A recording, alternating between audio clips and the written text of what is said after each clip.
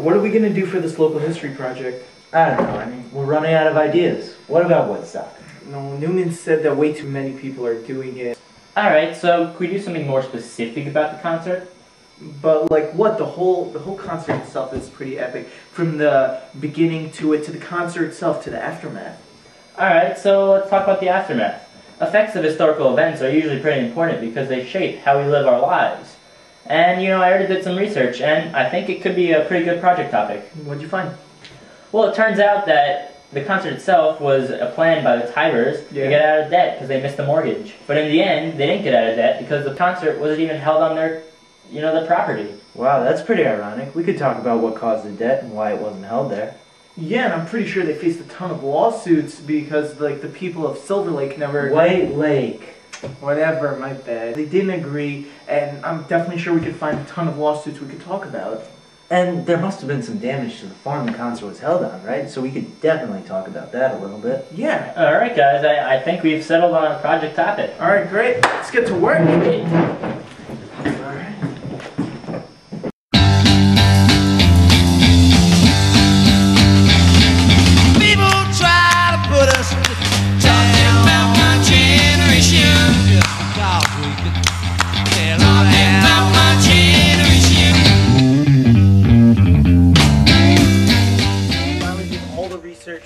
I think we're really ready to, shoot this thing. Alright, yeah, definitely. Israel, don't leave the camera on top of the car. Oh, suka bitch. How do you turn this thing off? It's like... Whatever, let's just go. Alright, let's do this. Alright, let's get on our way. Alright, so let's discuss what we can do. Elon, you start us off. Well, in the documentary, before we talk about the aftermath and the actual concert, I think we should probably talk about what happened before. I don't know if you guys knew this, but Woodstock wasn't even the first music festival organized. Oh yeah, I heard about some earlier ones. Didn't the Birdcliff Art Colony start in 1903 with kind of similar utopian ideas? Okay, that's great information, but we still have to talk about the causes. Okay then guys, let's talk about the causes of Woodstock. I was just about to say that. Anyway, I picked up this book by Joe McElroy. I have it right here. It says here, in early 1969, Elliot Tiber needed a way to make money for the indebted El Monaco Hotel. He did some things. Elliot! What have you done to this place? We put you in charge, we make you manager, and you put us in crazy debt, and we miss a mortgage. What is this? Actually, I just read in the paper that some hippie festival had to get moved. This concert was supposed to be in Woodstock, but they couldn't work it out. So I called up Woodstock Ventures. I met with this guy, Michael Lang. Remember him? He was a neighbor of ours in Brooklyn.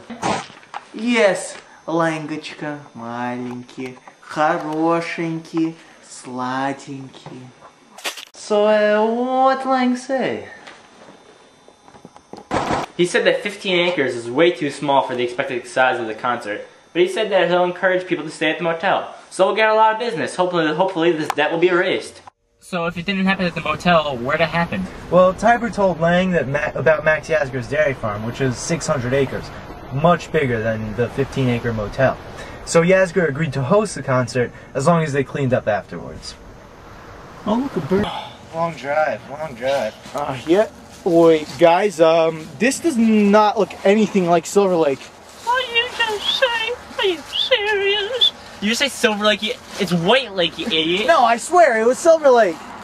Whatever, we're in some random field. Anybody know where we are? I don't know, but it looks enough like a farm to me. Let's just say it's a farm and Mr. Newman will never notice. You sure? Yeah. Yeah, whatever.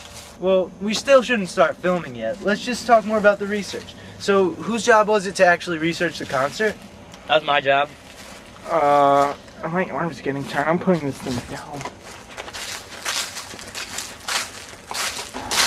Alright, you guys want to hear what happened at Woodstock? Yeah, go for it. Alright, let me just get my notes out. From August 15 to 18, 1969, about 500,000 people gathered on Max Yasgur's farm in Sullivan County in Bethel, New York, for the most significant music festival in history.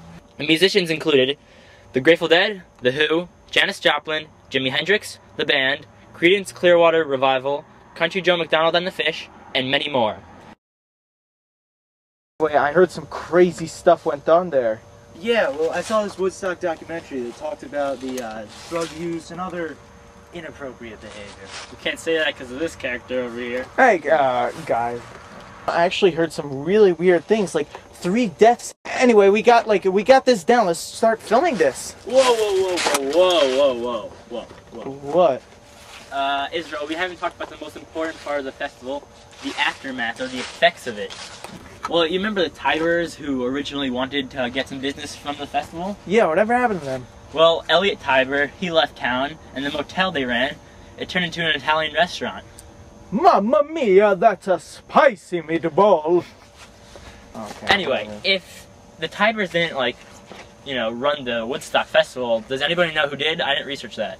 Yeah, I think there were 2 guys, Joel Rosenman and John Roberts. I think they sponsored the event. Yeah, and there was also Michael Lang and Artie Kornfeld. They were the promoters and the producers of the whole event. They worked with Woodstock Ventures, I think. And don't forget Max Yasgur, who hosted the event. Right, of course. Yeah. Well, so, with a concert of this size, you gotta think there's gonna be a lot of debt, right? Well, as a matter of fact, Roberts and Rosenman ended up in $1,400,000 in debt. They had a stake in a Warner Brothers documentary of the event, but in order to try and get out of some debt, they sold their stake back to Warner Brothers to get a large sum of money and also a percentage of profits. Israel, didn't you say something earlier about, some crazy lawsuits that went on? Yeah, a bunch of people filed lawsuits. It was a big balagan. A whole lot of mushigas. We're all Jewish. Well, Mr. Newman loves those specific examples, so please tell me you have one, Israel. Yeah, actually, ironically, I do have a couple here. Let me pull out my list here. Right here, Farmer Brown sued Woodstock Ventures because his cows didn't produce milk for 3 days. Yeah, I also heard about that guy that owned the Monticello Raceway. Didn't he, had a lawsuit, right? Yep, he sued the place because it blocked his entrance. So there were a lot of cases, but were any of them actually settled? Yeah, they settled Farmer Brown's suit and they gave him like $73. So. Whoa, wouldn't the town be pretty pissed? I mean, look at this whole place. It's covered in snow. It's ridiculous. It's garbage. This is where the actual thing took place. Of course. Wouldn't they want to sue them for something? Right again, Elon. They were actually against the whole thing from the beginning.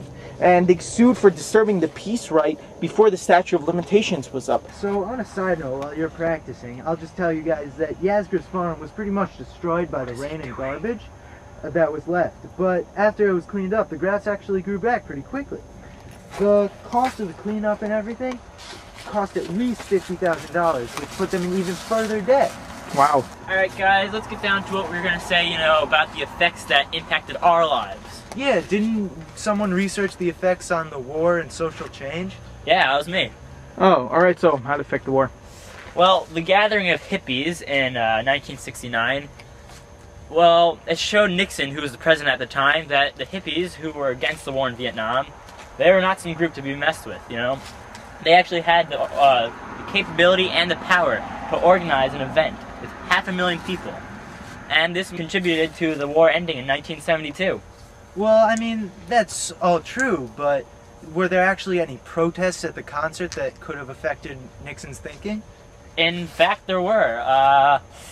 Country Joe McDonald and the Fish, they wrote a song and performed it called the Vietnam War Song. They protested the war. Wait, let me see this camera for a sec. Alright, here you go. Anyway, yeah, so, whoa, look!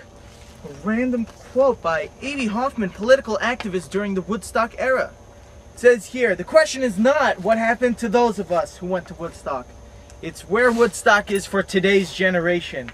That's more important, because out of that sense of community, out of that vision, that utopian vision, comes the energy to go out there and actually participate in the process so that social change occurs. Here man, take this camera back, I don't know what I'm doing. Well, that quote shows a lot about social change, which was a big impact of Woodstock. But, I think there's another big impact, music. Anybody research that? Oh yeah! So after Woodstock, there were a whole bunch of attempts made to recapture the magic of the original 3 days of peace and music. Woodstock was the first concert that was as vast and filled with celebrity as it was. And it showed the peak of classic rock in the 60s and 70s. Alright, Israel, pass me the camera. Alright, here you go. You're sure it's off, right? Alright guys, we're finally finished with all the planning and research. We could finally start filming. Yeah, but we gotta do it well, guys, because, you know, we only have one tape. Right. Yeah, alright, let's go get the camera and start this thing. Alright. Why does it look like it's been recording this whole time? Because it is? Are you serious?